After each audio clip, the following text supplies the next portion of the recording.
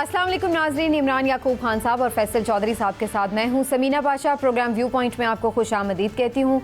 नाज़रीन, एक अहम तब्दीली आ चुकी है सुप्रीम कोर्ट ऑफ पाकिस्तान में, जहां पर चीफ जस्टिस नए अब हल्फ उठाकर अपनी कुर्सी पर बराजमान हो चुके हैं। यानी चीफ जस्टिस काजी फ़ाइज़ ईसा साहब ने अपने ओहदे का हल्फ उठा लिया है और उनकी अहलिया मोहतरमा उनके साथ इस मौके पर मौजूद थी। सदर मुमलिकत आरिफ अलवी साहब ने उनसे ओहदे का हल्फ लिया है और उसके बाद उन्होंने बाकायदा काम का आगाज़ भी कर दिया। पहले ही दिन जो समाअत के लिए फ़िक्स किया गया है केस, वो है जनाब प्रैक्टिस एंड प्रोसीजर एक्ट, और इसके ऊपर एक स्टे दे के गए थे पिछले चीफ जस्टिस साहब। अब इसके लिए, इसकी समाअत के लिए एक फुल कोर्ट भी तश्कील दिया है मौजूदा नए चीफ जस्टिस साहब ने। तो ये एक बड़ा अहम जेस्चर है उनकी तरफ से, क्योंकि बड़ी डिमांड रहती थी पिछले दौर में कि क्यों नहीं फुल कोर्ट बनाया जाता अहम मुकद्दमात की समाअत के लिए।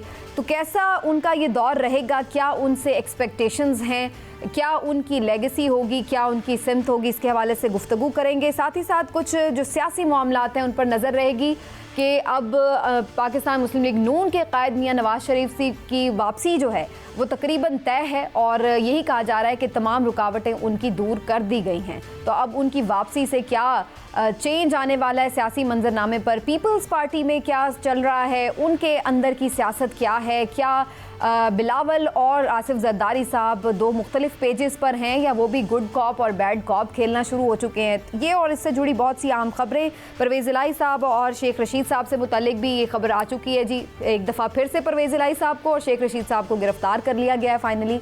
तो ये गिरफ्तारियों का सिलसिला कहाँ जाकर रुकेगा, कहाँ थमेगा, इसके ऊपर भी बात होगी। आप सबको मैं खुश आमदीद कहती हूँ। पहले चलूँगी मैं इमरान साहब की तरफ, बल्कि चौधरी साहब से बात का आगाज़ करते हैं क्योंकि कोर्ट के मामलात हैं तो ज़रा चौधरी साहब की राय ज़्यादा वज़न रखती है। चौधरी साहब, ये जो हम देख रहे हैं एक बड़ी तब्दीली आ चुकी है सुप्रीम कोर्ट ऑफ पाकिस्तान में, तो क्या आपकी नज़र में आपको लग रहा है कि सुप्रीम कोर्ट एक मुख्तलिफ सुप्रीम कोर्ट हमें अब नज़र आएगी?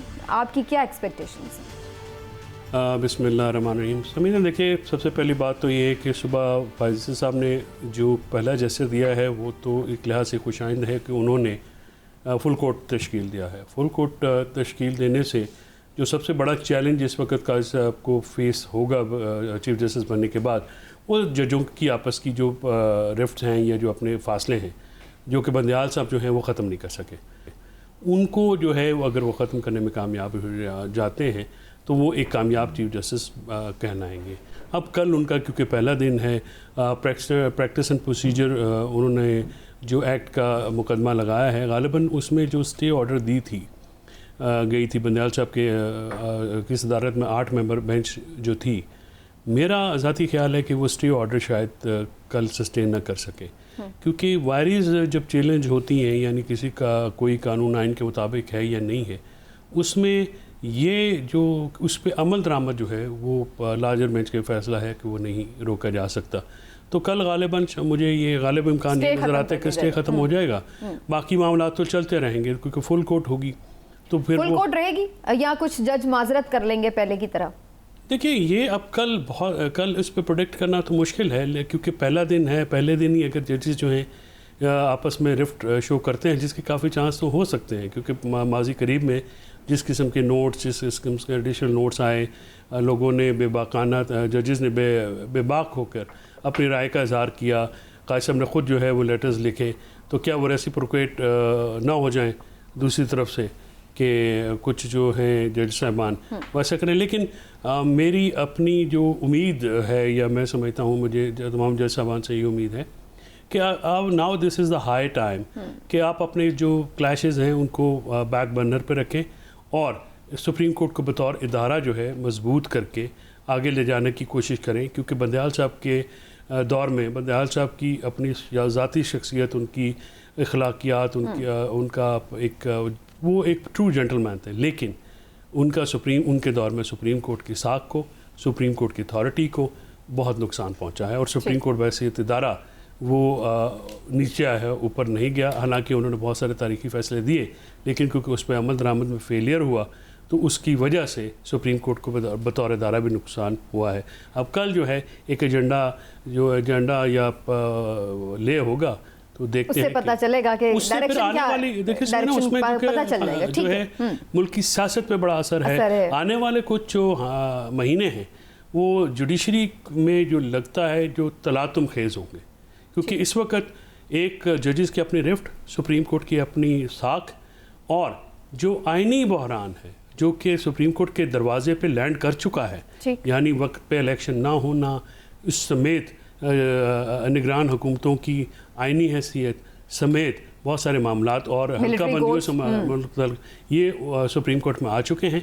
और सुप्रीम कोर्ट को 184(3) का इस्तेमाल, जिस पे काफी मोतरज हुए थे, अब देखते हैं कि वो कैसे उसको इस्तेमाल करते हैं। ये तो बड़ा अच्छा कॉम्प्रिहेंसिव किस्म का एक एनालिसिस आ गया हमारे सामने। लेकिन इमरान साहब, नोइंग जितना हम उनको जानते हैं, काजी फायज ईसा साहब को, उन्होंने बड़े दबंग फैसले दिए हैं पहले, और हमने ख़ास तौर पे मैं जिक्र करूंगी जो फैज़ाबाद धरना केस का मामला था उसके बाद से, तो जो एक वीकनेस हमें नज़र आती थी सुप्रीम कोर्ट के अंदर उमर अताब बंदयाल साहब के दौर में, आपको लगता है वो वीकनेस एक स्ट्रॉन्ग और दबंग किस्म का जज ख़त्म कर सकता है? और उस फैसले को देखते हुए, मद्देनज़र रखते हुए, हम एक्सपेक्ट उनसे यही करें कि वो बिल्कुल इस तरफ जाएंगे कि चाहे कुछ भी हो जाए उन्होंने आइन और कानून के मुताबिक फैसला करना? बिस्मिल्लाहिर्रहमानिर्रहीम। समीना, देखें, सीधी सी बात है, अगर आप सिर्फ 3 साल पहले चली जाएं, तकरीबन 3 साल पहले, तो ये वही जज साहब हैं जो आज चीफ जस्टिस का जिन्हें ओहदा मिला। और पाकिस्तान पे आइनी तौर पे आप देखें तो एक बहुत बड़ा ओहदा है चीफ जस्टिस ऑफ पाकिस्तान का,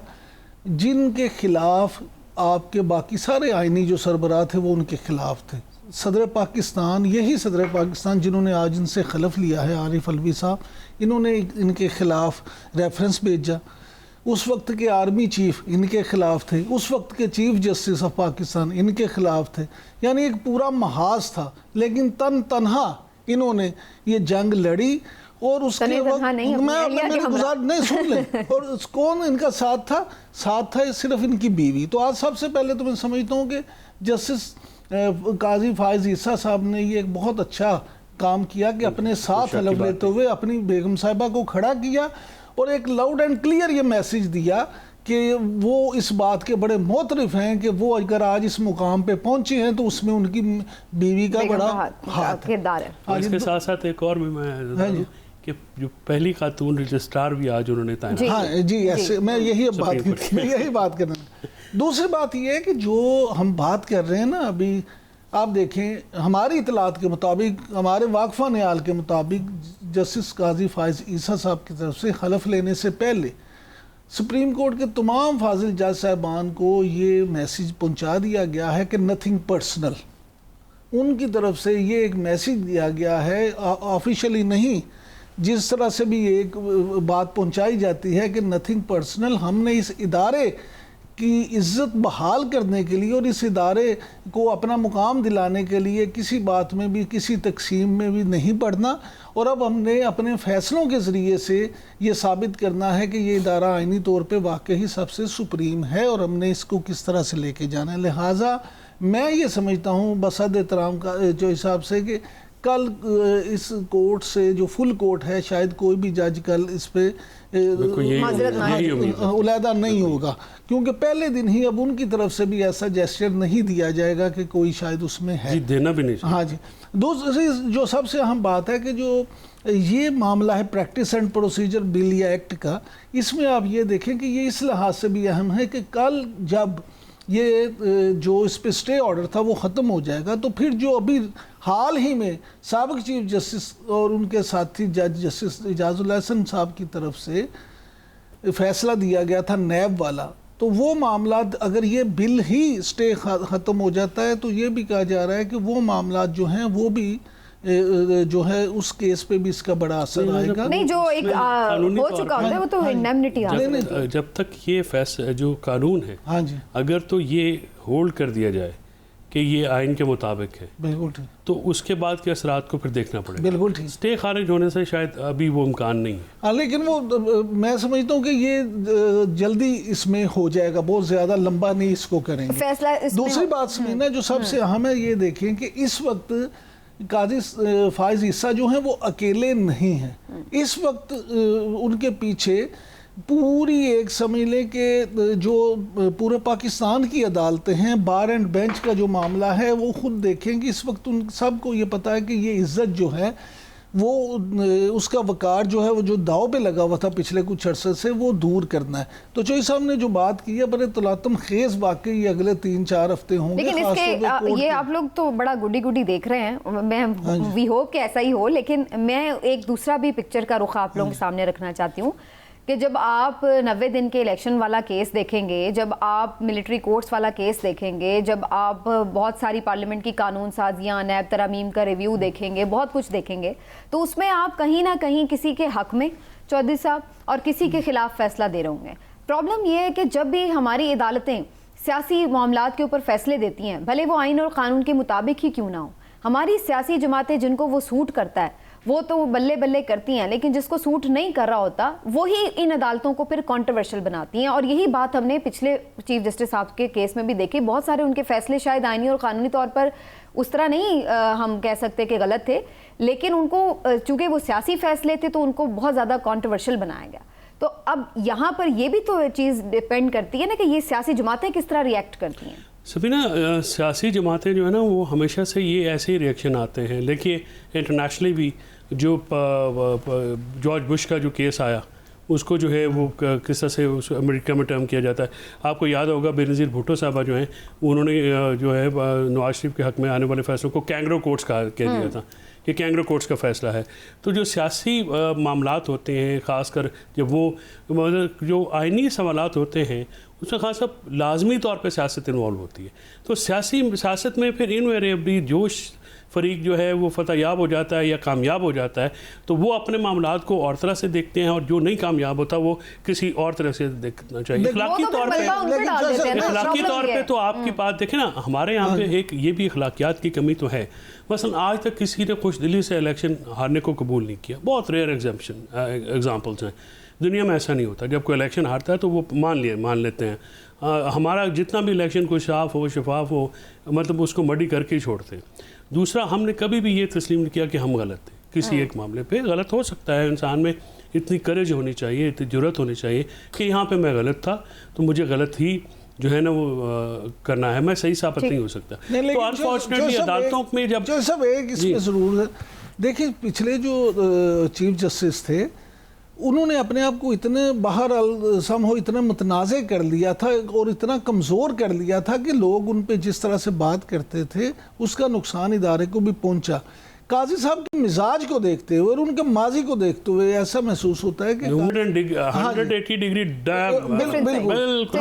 तो इन्हें इसीलिए इस वक्त अवामी सपोर्ट भी हासिल है। और अगर एक चीफ जस्टिस को अवामी सपोर्ट भी हासिल हो और बार एंड बेंच का जो ताल्लुक है वो भी मजबूत हो तो फिर मैं समझता हूँ कि शायद इनके अगर ये स्ट्रेंथ उनके पास है तो वो फिर एक्सरसाइज भी करें और हम देखें कि उनके फैसले ये शो करें कि उनके पास ये स्ट्रेंथ पीछे मौजूद है।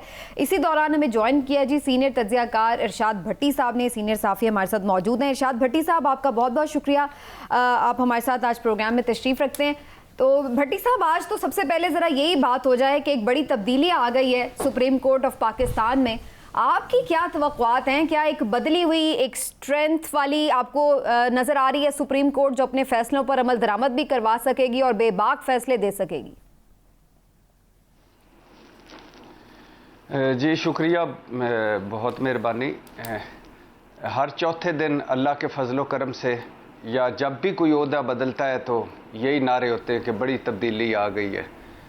बहुत क्या तब्दीली आई है, क्या किस्मतें बदलेंगी, नसीब बदलेंगे। ओहदे बदलते रहते हैं, लोग बदलते रहते हैं। इस कौम के ना नसीब बदले ना इस मुल्क की कोई किस्मत बदली।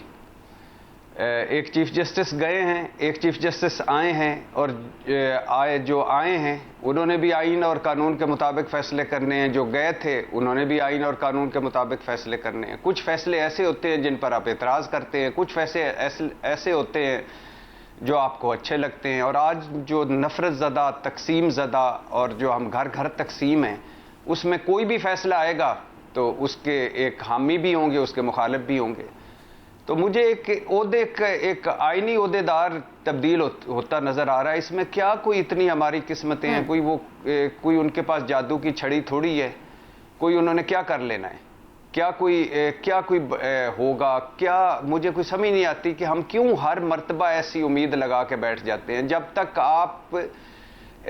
आपको पता है कि हमारा जो अदालती निज़ाम है या निज़ाम इंसाफ अगर आपको कह लें, तो ये इस दुनिया में इस वक्त ये कितने नंबर पर है, इसका क्या हाल है।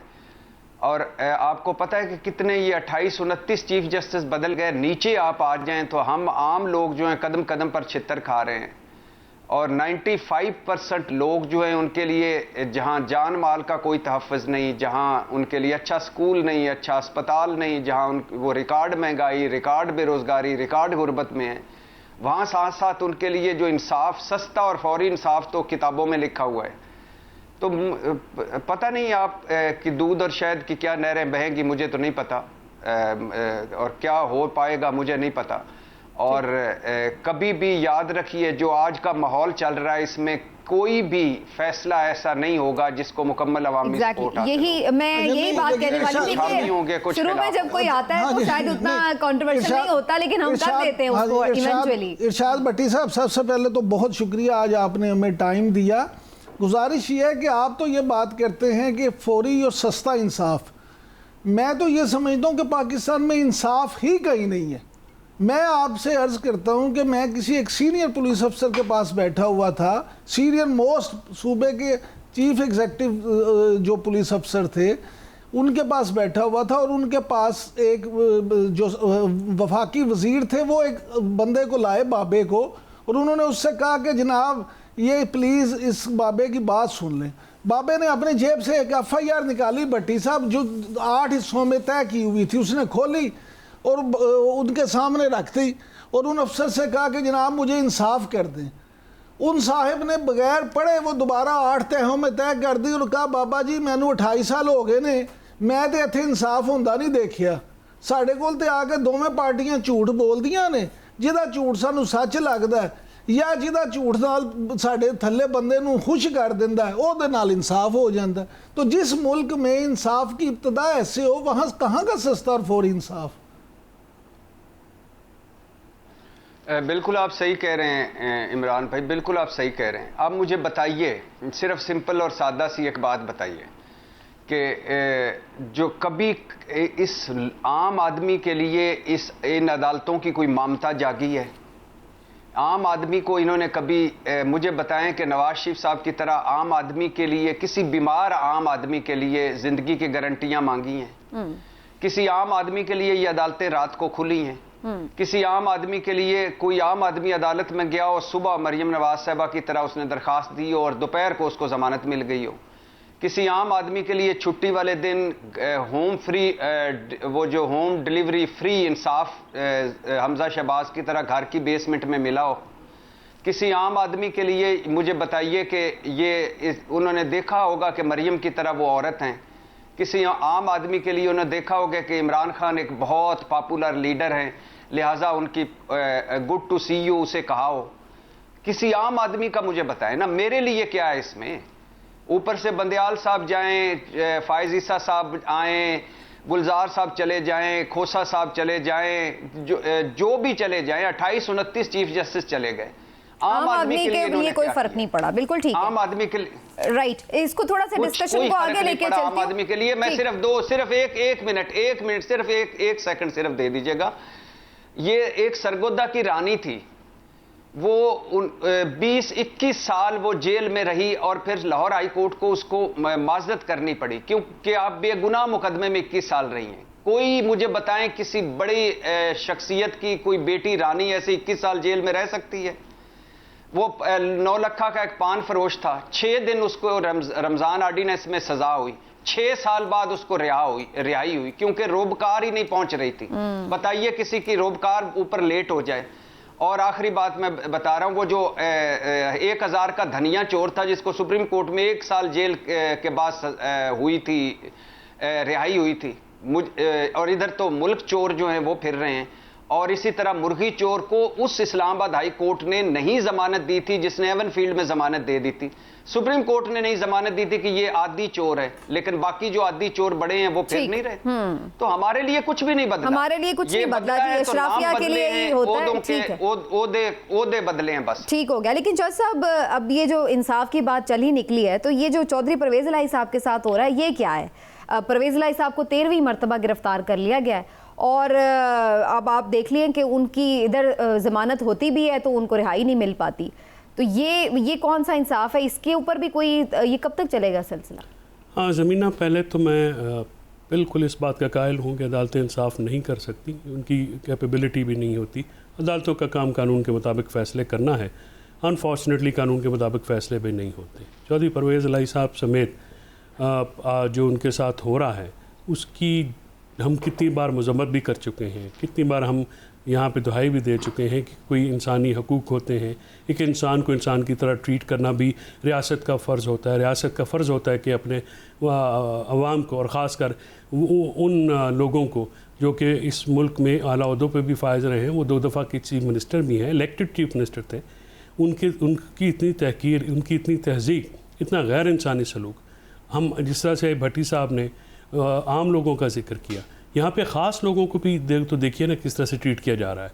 इसकी कौन सा असूल, कौन सा कानून, कौन सा ज़ाब्ता जो है इस चीज़ की को जस्टिफाई कर सकता है कि जो उनके साथ हो रहा है, कि कोई कानून, कोई अदालत जो है वो इस चीज़ को नहीं देख रही। और अब शेख साहब को भी पकड़ लिया है। अच्छा, ये बड़ा इंटरेस्टिंग है कि वो लोग, ये दोनों हजरात, चौधरी परवेज़ इलाही हों या शेख रशीद साहब, जो सारी ज़िंदगी हमें नज़र आता है कि प्रो इस्टेब्लिशमेंट सियासत करते रहे हैं, इस वक्त वो इस तरह के नरगे में हैं। और शेख साहब का तो मैं हैरान हो रही थी सुन के कि 9 मई के वाक़यात के ऊपर उन्हें जो है वो गिरफ्तार किया गया। वो तो देखिए एक तरीक़ाकार ऐसा बन गया है, 9 मई को जो लोग तो उसमें मुलव्वस हैं, जो लोग तो मौके पे पकड़े गए हैं, उनसे ट्रीटमेंट किया जाना चाहिए आइन और कानून के मुताबिक। लेकिन उसका ये मतलब नहीं है कि पूरी पाकिस्तानी कौम जो है उसमें शामिल थे, वो हरगिज़ शामिल नहीं थे।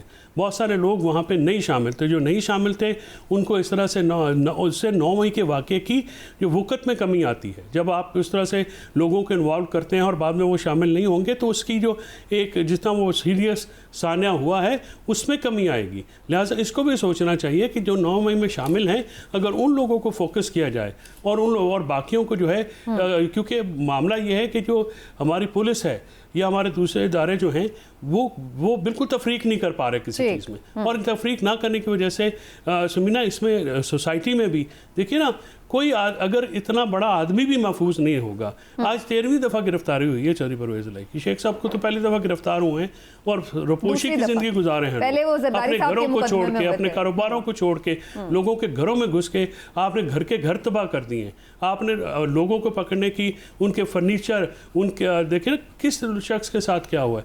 ये बड़ी खौफनाक बात है, खौफनाक सूरत हाल। और मैं समझता हूँ कि अगर सुप्रीम कोर्ट को जो है वो, मैं तो नहीं समझता कि अदालतें अवामी फलाह व बहबूद के काम करती हैं, लेकिन क्योंकि वो कानून पे अमल दरामद कराती हैं तो अवाम की फलाह फिर बेरावास्ता तौर पर मुकद्दम रखना चाहिए। बिल्कुल ठीक हो गया। अब मुझे ब्रेक की तरफ जाना, लेकिन मैं एक शॉर्ट सा कमेंट इमरान साहब से ज़रूर ले लूँ। इमरान साहब, मेरा ख्याल है जो PDM की जमातें हैं उनका एक और गिला भी ख़त्म हो गया है कि जिस सहूलतकारी हो रही थी, तो अब तो जो जिनको वो समझते थे कि वो मेजर सहूलतकार हैं, चेयरमैन PTI इमरान खान के, तो वो तो अब रुखसत हो गए। अब तो ये इल्ज़ाम भी नहीं लग सकेगा कि कोई सहूलतकारी हो रही थी। ये गिला तो ख़त्म हो गया कम अज़ कम। देखिए, गुजारिश ये है कि ये गिला ख़त्म हो गया तो नया गिला शुरू हो जाएगा। गिला बनाने में कौन सी देर लगती है? ये मामला गिला ख़त्म होने का नहीं है, मामला तो मामलात के सही होने का है। जहाँ तक चौधरी परवेज़ इलाही साहब की गिरफ्तारी का मामला है, तो चौधरी साहब के साथ तो हमेशा हम सब ही ये कहते हैं कि बड़ी ज़्यादती है। जो उन्होंने जुर्म किया आप ज़रूर करें, लेकिन मुनस इलाही साहब ने जो जुर्म किए हैं, या मुनस इलाही साहब अगर आपको किसी मामले में मतलूब है तो उनको आप या तो उनको वहाँ से पकड़ के ले आएँ। चौधरी साहब को मुनस इलाही साहब की वजह से आप तोना लगाई जा रही हैं, तो वो खाली वैसे मुनस इलाही की वजह से। तीसरी बात ये जो शेख रशीद साहब की है, तो देखिए शेख रशीद साहब की जो है वो उसका सीधी सी बात जो समझ आती है वो ये है कि इनकी गिरफ्तारी से एक तासुर भी जाता है कि नो मर्सी। अब 4 नंबर गेट हो, 5 नंबर हो या 2 नंबर हो, वो जो लोग गेटों की सियासत वो तो करके हमेशा अपने दोस्त कहते होते मैं थे। यही कि लोगों को वो तो हमेशा ये भी नारा लगाते थे कि GHQ मेरा हल्का है। तो मामला ये है कि ये मैसेज है कि कोई भी अगर इस वक्त होगा तो उसके लिए कोई खास नो मर्सी। चलिए जी, एक ब्रेक ले लेते हैं, ब्रेक से वापस आते हैं। कुछ बात हो गई अदालती मामलात की, अब जरा बात करेंगे पॉलिटिकल सिचुएशंस की, कौन सी पार्टी कहाँ खड़ी है और किसकी क्या सियासत है, आने वाले दिनों का मंजरनामा डिस्कस करेंगे एक ब्रेक के बाद। हमारे साथ रहिएगा।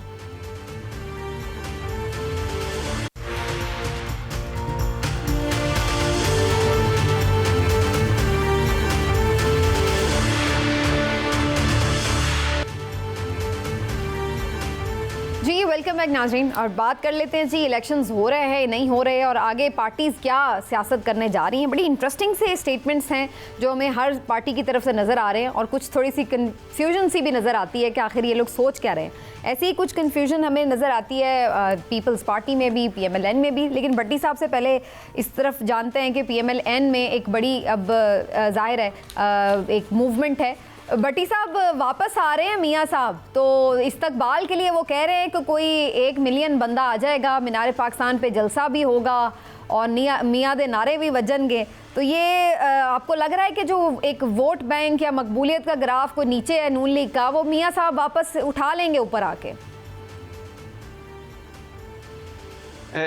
इससे पहले कि मैं आपको वो कॉफ़ी का कप दिखाऊं जिस पे एक तरफ मियां मोहम्मद नवाज शरीफ साहब की खूबसूरत तस्वीर है और दूसरी तरफ आपने भी ले लिया वजनगे जो मरियम नवाज साहब, हाँ जी ले लिया है, जो मरियम नवाज साहब ने लॉन्च किया था। इससे पहले कि मैं बताऊं कि मैं जब पहली मरतबा ज़िंदगी में अभी कुछ दिन पहले लंदन गया तो मैं तो एवन फील्ड और हाइड पार्क और पार्क लेन में मैं फिरते हुए कैसा महसूस करता था। और इससे पहले कि मैं अपने महबूब कायद मियां मोहम्मद नवाज शरीफ, मैंने 1947 की नहीं देखी जो हमारी तहरीक पाकिस्तान चली थी। इमाम खुमैनी जब वापस आए तो मुझे कोई इतना ज़्यादा सियासी शऊर नहीं था, लेकिन ये वो वाहिद मौका है कि जिसमें मैं शरीक हूँगा। और मैंने अपने दफ्तर से छुट्टी ले ली, एक दिन पहले तैयारियों की और एक दिन बाद थकावट उतारने की। तो इससे पहले कि मैं ये सारी अपनी खुशियाँ आपसे शेयर करूँ और खुशहाली जो एवन फील्ड से निकल के वापस पाकिस्तान आ रही है और हमारे जैसे मसले हल होने हैं अल्लाह के फजलो करम से, क्या मंजर होगा कि जब मियां मोहम्मद नवाज शरीफ का तैयारा पाकिस्तानी सरजमीन पे लैंड करेगा, वो बाहर निकलेंगे, आगे वो क्या कहते हैं समंदरों को उछाल देने वाले, आसमानों को चीर देने वाले, खून को गरमा देने वाले नारे होंगे और फिर वो जुलूस की शक्ल में पहले अली बख्श आपकी डिस्क्रिप्शन सुन के तो मुझे लग रहा है वो थोड़ी जल्दी करवा लेंगे अपनी टिकट भट्टी साहब। वो जलसा गाह आएंगे, अली बख्श अजवेरी रहमतुल्लाह अलैह के मज़ार पर जाएंगे, फिर महल में जाएंगे अपने में, और इसके दरमियान में एक फॉर्मेलिटी होगी अदालत की। तो मैं ये सारी खुशियां बयान करने से पहले आपकी इजाज़त से चौधरी परवेज़ इलाही पे थोड़ी देर बात करना चाहता हूँ।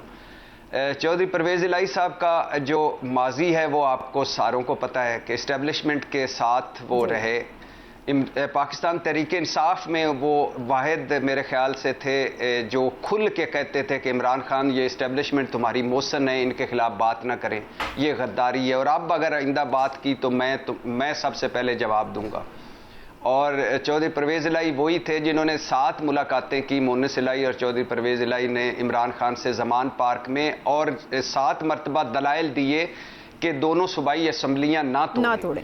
और वो दलाइल बड़े लंबे हैं, लेकिन उनके 3 नुकात आप ज़रा आज के हालात को सामने रख के सुनिएगा। कि उन्होंने कहा था कि इमरान खान साहब से ने एक दिन उनसे तंग आके पूछा कि मैं क्यों ना तोड़ूं असम्बलियाँ, बताओ। उन्होंने कहा कि जी पहली बात तो ये है कि अगर हम असम्बलियाँ तोड़ देते हैं, अपनी सूबाई हुकूमतें ख़त्म कर देते हैं, तो आपको क्या यकीन है कि वो जो निगरान सेटअप है वो गैर जानबदार आएगा? आज देख लीजिए। और दूसरा उन्होंने कहा कि अगर हम अपनी सूबाई हुकूमतें फारिग कर देते हैं तो आपको क्या यकीन है कि इलेक्शन वक्त पर होंगे? आज देख लीजिए।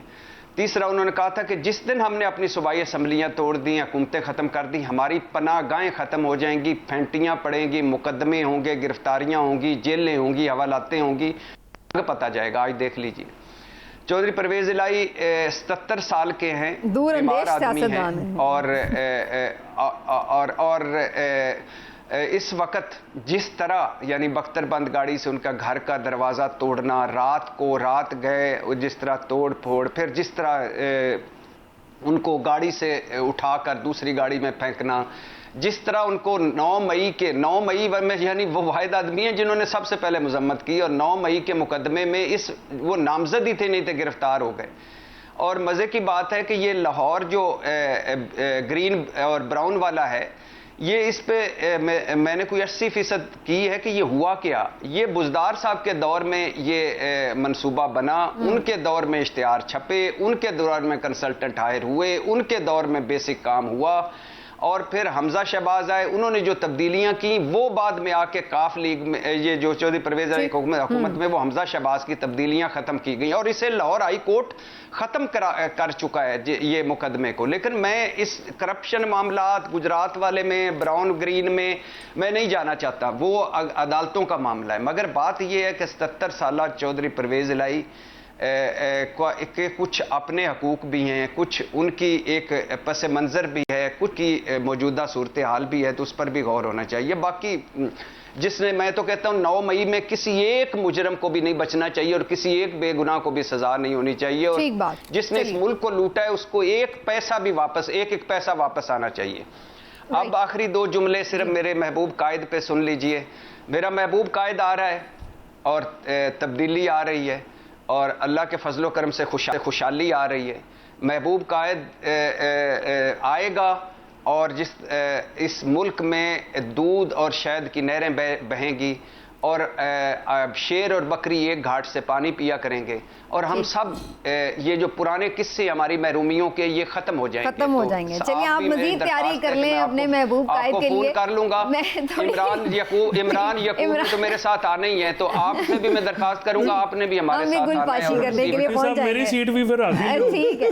अच्छा, लेकिन इमरान साहब, ये इस्तकबाल की तैयारियां तो अब शाद भट्टी साहब तो फूले नहीं समा रहे कि जितना उनको काम है, इस वक्त बहुत ज़्यादा बिजी भी होंगे, लेकिन आप ये ज़रा बताएं ना कि अंदरूनी सियासत इस वक्त PMLN की क्या कह रही है। हमजा शहबाज भी आज हमें एक्शन में नज़र आ रहे हैं, फिर वापसी के लिए सारे जो लोग हैं काफ़ी एंथुजियास्टिक भी हैं, तैयारियां भी हो रही हैं। तो जो आपस का ये एक रिफ्ट सा समझा जाता था कि नहीं हमजा पीछे तो मरियम आगे, नहीं है शहबाज आगे तो नवाज़ पीछे, वो लिए तो वो गैर मकबूल, तो ये सारे मामला अब सेटल हो गए हैं PMLN में।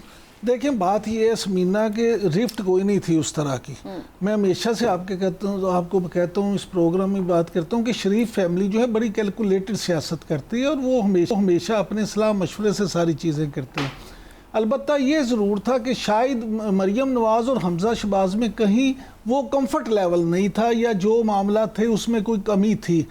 उस पे जो मुस्लिम लीग नून के कायद हैं और हमारे भट्टी साहब के महबूब कायद हैं, उन्होंने जब ये सारे मामला देखे, और क्योंकि अब उन्होंने वापस भी आना था, तो उन्होंने इस पे खुद एक्शन लिया, और उन्होंने खुद हमजा शहबाज को इस बात पे कायल किया कि जो है आप पूरी तरह से एक्टिव हों, और मरियम नवाज़ साहिबा को भी ये कहा कि आप दोनों ने मिल के ये मामला चलाने हैं। और देखें सियासत को अगर आप देखें तो ये मरियम नवाज़ और हमजा शहबाज का जो है एक लिथल कम्बिनेशन बनता है। अगर ये दोनों मिल के मुस्लिम लीग नून की बागडोर संभालते हैं तो ये वाकई ही मुस्लिम लीग नून जो है उसके जो वोटर और सपोर्टर को मोबिलाइज कर सकते हैं, क्योंकि मुस्लिम लीग नून में हमजा शहबाज वो वाहिद शख्सियत हैं जिनका अपने कारकुन के साथ अटक से लेके सादकाबाद तक राब्ता है। मरियम नवाज़ जो हैं उनका फेस हो सकती हैं, मरियम नवाज़ क्राउड पुलर हो सकती हैं, लेकिन कारकुन की सतह पे उनका वो राब्ता नहीं, उनकी वो पेनिट्रेशन नहीं है। तो जिस तरह से मियाँ नवाज शरीफ और मियाँ शहबाज शरीफ मिलके काम करते थे, उसी तरह से अब ये प्लान किया गया है कि मरियम नवाज़ और हमजा शहबाज मिलके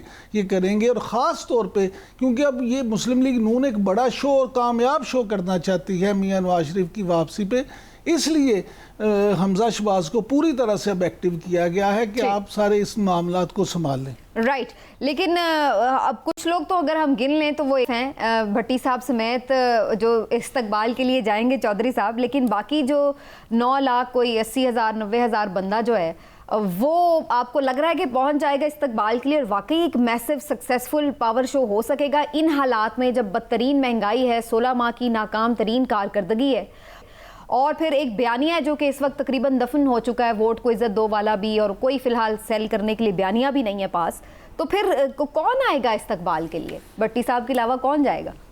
देखिए नून लीग के अपने कारकुनान तो मौजूद हैं, हर जगह मौजूद हैं, उनके वोट्स जो हैं वो जाएंगे बिल्कुल।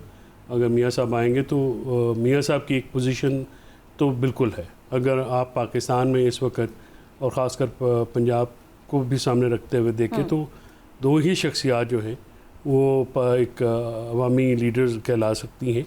इसमें बिलाशुबा चेयरमैन पाकिस्तान तहरीक इंसाफ इमरान खान साहब हैं और दूसरे मियाँ नवाज शरीफ हैं। तो ये कहना कि उनके इस्तकबाल के लिए कुछ नहीं बंदा नहीं जाएगा, ये तो शायद ख्याल गलत बात होगी। मेरा ख्याल में लोग तो जाएंगे और फिर मैनेज भी करेंगे, और नवाज लीग के पास जो है वो उसके फाइनेंसेस जो है या उसकी जो सोर्सेज जो हैं उनके पास वो वायबल हैं, तो वो एक मामला तो करेंगे। लेकिन असल चैलेंज जो है नवाज शरीफ साहब को वापसी पे उस यूथ से डील करना होगा जिसका जो माइंड सेट जो है वो इस वक्त कम्प्लीटली दूसरी तरफ चला गया है। ये बात हम करते हैं और उसी सियासत से वो बिल्कुल खाइफ हो चुके हैं। आम जो मिडिल क्लास है, खासकर सैलरीड क्लास जो है वो बिल्कुल बुरी तरह पिसा हुआ है, और पीडीएम की पिछले 16 महीने की जो कारकर्दगी है वो भी उनके आड़े आएगी। तो उसमें जो लोग, जिस तरह से आप ये कहें कि आम लोग जो हैं, होता ये है कि देखिए मेहनत करनी पड़ेगी आके होता ये है कि आप इतना बड़ा क्राउड जो है ना वो सियासी जमातें खुद नहीं पुल करती, उसमें फिर आम लोगों की पार्टिसिपेशन होती है। वो पार्टिसिपेशन होती है लीडर की डायनामिक देख के, उनके मंशूर से अट्रैक्शन करके, उनकी जो वादे होते हैं या उनका प्रोग्राम होता है उससे मुतासर होकर। नवाज लीग के पास इस वक्त कोई बयानिया नहीं है, ना नवाज शरीफ के पास बेचने के लिए पॉलिटिकली यूएस एक आपने सेल करनी होती है, उनके पास वो कोई चीज़ नहीं है। उनके बरअक्स उनके खिलाफ है ना, वो 2017 की अपनी कारकर्दगी बता रहे हैं। नहीं, वो अभी लोग 2017 को जब मियाँ साहब वापस आएंगे तो उनको एक ये शौक भी लगेगा कि वो 2017 नहीं है। नो, अभी तो सूरत हाल कम्प्लीटली चेंज हो चुकी है। अब तो अपना अगला लाहमल मुकदमा तगड़ा हो गया है, इतना तगड़ा हो गया है कि वो अटक में जेल के पीछे बैठ के वो उनके खिलाफ इलेक्शन जीत लेते हैं। ठीक हो गया। लेकिन एक बात और भी है इसमें कि इस सारे हंगाम में आपस की भी लड़ाई चल रही है, पीपल्स पार्टी और पीएमएलएन की भी हम देख रहे थे रस्साकशी। लेकिन पीपल्स पार्टी बड़ी कुछ ऐसा लग रहा है खोई सी है, कुछ सोच में है, खामोश भी है। और पिछले दिनों हमने ये स्टेटमेंट भी देखा बिलावल साहब का कि जी मैं जरदारी साहब की हर बात का सिर्फ घर में पाबंद हूँ। तो ये बाप बेटे में भी कुछ good cop bad cop start हो गया। देखिए, एक जब ये बात आई तो एक अमूमी तासर ये था कि शायद ये गुड कॉप बैड कॉप है।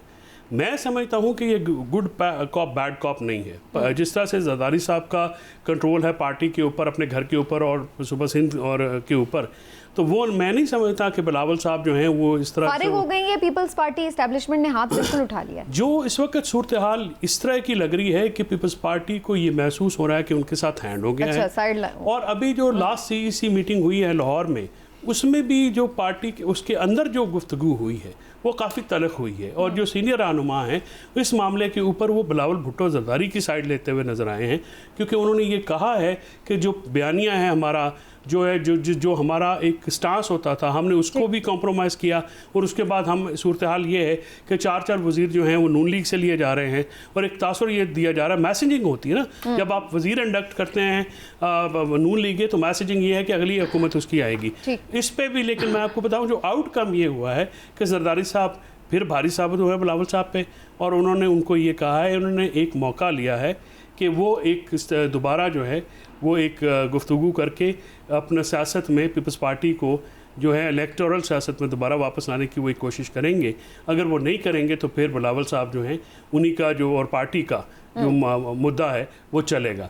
और इसके साथ साथ एक इंटरेस्टिंग न्यूज़ मैं आपको ये भी दे दूँ कि जो लतीफ़ खोसा साहब को शो कॉज नोटिस इशू किया गया था, वो शो कॉज नोटिस बुनियादी तौर पे उनकी सीईसी में शमूलियत को रोकने के लिए दिया गया था, क्योंकि जिन क्वार्टर्स को मुफाहमत का पैगाम जरदारी साहब देना चाहते हैं उसमें एतजाज़ साहब और लतीफ़ खोसा साहब की गुंजाइश नहीं है। लिहाजा इन दोनों अशखास को रोकने के लिए, क्योंकि वो सियासी लोग हैं, उन्होंने सियासी अरबा इस्तेमाल किया बजाय कि जिस तरह से पीटीआई में होता था वो ब्लंट ही कर देते हैं तो उसका फिर बाद में मामला गलत हो जाता है। तो उन्होंने एक सियासी ये इस तरह से। लेकिन इरशाद भट्टी साहब, आपको क्या नज़र आ रहा है, ये जो नई एक हम देख रहे हैं सफ़बंदी हो रही है, पीपल्स पार्टी अब अपना बयानिया बना रही है मीडिया में आकर और सारा मलबा भी डाल रही है नून लीग पर। नून लीग अपना चाह रही है कि वो एक 2017 वाली सारी सिचुएशन बना के चलें। अब नून लीग तो हमने काफ़ी डिस्कस कर ली, लेकिन पीपल्स पार्टी और पीटीआई, इन दोनों की सियासत को आप क्या देख रहे हैं? ये सारी जमातें मिलकर पीटीआई को अभी भी हराने की पोजीशन में हैं? देखिए, एक कहावत है कि मफाद परस्तों की आखिरी लड़ाई इनकी बाहमी लड़ाई होती है, इनकी आपस की लड़ाई होती है। ये आपने कभी ज़िंदगी में सोचा था चंद साल पहले कि भुट्टो और ज़िया एक छतरी के तले आ जाएंगे, इक़्तिदार शेयर करेंगे? आपने कभी सोचा था कि मौलाना ANP या मौलाना अचकज़ई एक प्लेटफार्म पे आ जाएंगे? लेकिन आए, और चूँकि मुश्तरका सियासी दुश्मन इमरान खान था, एक के बस की बात नहीं थी किसी एक के, और दूसरी बात ये थी कि इक़्तिदार के लिए ये कुछ भी कर सकते हैं। वो एमल वली ख़ान का एक बयान है कि अगर इमरान खान मौलाना साहब को चंद वजारतें दे देते तो मौलाना साहब इमरान खान से इत्तेहाद कर लेते। ये इक़्तिदार के लिए कुछ भी कर सकते हैं। इन्होंने इक़्तिदार के लिए जमहूरियत को बेच दिया, जमहूरियत का तमाशा बना दिया। इन्होंने इक़्तिदार के लिए पार्लियामेंट का तमाशा बना दिया। इन्होंने इक़्तिदार के लिए आइन तोड़ा। इन्होंने इक़्तिदार के लिए सुप्रीम कोर्ट का तमाशा बना दिया। इन्होंने इक़्तिदार के लिए अवाम का तमाशा बना दिया। 15 महीने की बदतरीन परफॉर्मेंस और जो 75 साल तारीख की बदतरीन हुकूमत साबित हुई है 15 महीने 16 महीनों की। आप मुझे बताएं, मेरे महबूब कायद नवाज शरीफ साहब की वापसी हो जाती, उसके बाद उनके दोनों हाथ खाली होंगे जब वो एयरपोर्ट पर उतरेंगे। तो एक हाथ है बयानिए वाला, वो बयानिए वाला हाथ वोट की इज्जत दो का इन्होंने खुद उसको कफन पहनाया, खुद जनाजा पढ़ाया, खुद दफनाया। दूसरा है परफॉर्मेंस वाला। अब ये नहीं चलेगा, ये टोपी ड्रामा नहीं चलेगा कि ये शहबाज हुकूमत तो हमारी हुकूमत ही नहीं थी। भाई, शहबाज हुकूमत आपकी हुकूमत सिवाय नवाज शरीफ के बाकी कोई बंदा मुझे बताएं जो उस हुकूमत में शामिल नहीं था। आपका असली तो वधिया पहलवान इसहाक डार भी शामिल था, शहबाज स्पीड भी शामिल थी। तो अब उस परफॉर्मेंस वाले हाथ पे आप क्या रखेंगे? तीसरी बात यह कि आप क्या बताएंगे कौम को कि मैं 4 दिनों के लिए, चंद हफ्तों के लिए इलाज के लिए गया था, 4 साल क्यों लग गए? पांचवी बात यह है कि आप क्या बताएंगे लोगों को कि अब मेरे पास कौन सा विजन है, कौन सा प्लान है, कौन सा मंसूबा है कि मैं अब आगे बढ़कर ये सारे जो मसाइल हैं आपके हल कर लूँगा। छठी बात यह है कि आप वोटर्स के पास क्या चीज़ लेकर जाएंगे कि अब मैं आ गया हूँ और आप सारे वोट मुझे दे दें। इस पे तो अब मेरा ख्याल है पाकिस्तान 99 वाला नहीं रह गया। इसमें कोई शक नहीं है कि पाकिस्तान में ये हमारी खुशकिस्मती समझिए या बदकिस्मती समझिए कि तमाम रंगे हाथों पकड़े जाएं, कोई दुनिया जहान का भी इल्ज़ाम लगे तो यही बचेंगे जो हमारे पास मौजूद है, और इन्होंने चेहरे बदल के आना है। लेकिन मुझे ये अब हजम नहीं होता कि मैं अपने भाई, बहुत ही मुझे प्यारे भाई हैं फैसल चौधरी से, उनकी राय है, मुझे कभी भी ये हजम नहीं हुआ कि बिलावल इलेहदा हैं और जरदारी साहब इलेहदा हैं या शहबाज शरीफ इलेहदा हैं या नवाज शरीफ इलेहदा है। अगर आप समझते हैं कि इंग्लैंड और बरतानिया 2 इलेहदा मुल्क हैं, अगर आप समझते हैं इंडिया और भारत 2 इलेहदा मुल्क हैं, अगर आप समझते हैं UAE और मुत्तहदा अरब अमीरात 2 इलेहदा मुल्क हैं, अगर आप समझते हैं कि मिल्क और दूध में कोई फ़र्क है, वाटर और पानी में कोई फ़र्क है, मैंगो और आम में कोई फ़र्क है, तो फिर आप समझ लीजिए कि जरदारी भी इलेहदा है, होगा क्या? नवाज शरीफ भी इलेहदा है। ये इनके दोनों हाथ खाली हैं और इधर पीपल्स पार्टी पंजाब में कोई वोट बैंक उस तरह नहीं रखती, उनके साथ भी फिलहाल कोई हाथ पीछे वाला भी नहीं है जो पीछे एक हाथ हुआ करता है, और जो PTI है उसका भी हाल पतला है, इमरान खान को आने नहीं देना, वो वैसे ही अपने मसलों में पड़े हुए हैं। तो फिर यहाँ पे आना किसने है? ये इलेक्शन सर पे है, तो ये कौन लड़ेगा, कौन जीतेगा? सर पे कहाँ है जी? आप बिलावल के बयानात पढ़ें तो आपको उसमें तमाम हकायक का अंदाज़ा हो जाएगा। बिलावल कह रहे हैं कि एक जमात के अलावा किसी को नहीं पता कि इलेक्शन कब होने हैं। बिलावल कह रहे हैं कि एक जमात के अलावा किसी के पास लेवल प्लेइंग फील्ड नहीं है। बिलावल कह रहे हैं कि ये जो पीपल्स पार्टी कह रही है ये मौजूदा हुकूमत ये भी नून लीग की हुकूमत है। तो कहने का मकसद ये है कि एक होता है मुकाबला।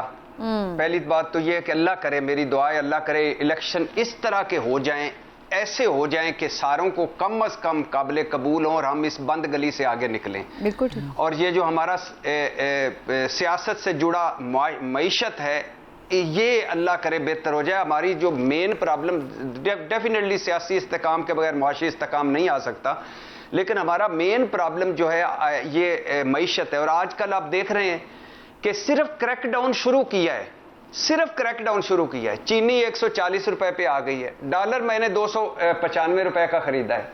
ये कैसे हो गया है? ये कैसे सारा कुछ, ये जखीरा अंदोज, ये बिजली चोर, ये स्मगलर्स और ये सारे, ये कैसे हो गया? ये कौन सी कौम है? ऊपर भी अकलियत को निकाल के सारे बदउनवान, नीचे भी अकलियत को निकाल के सारे बदउनवान।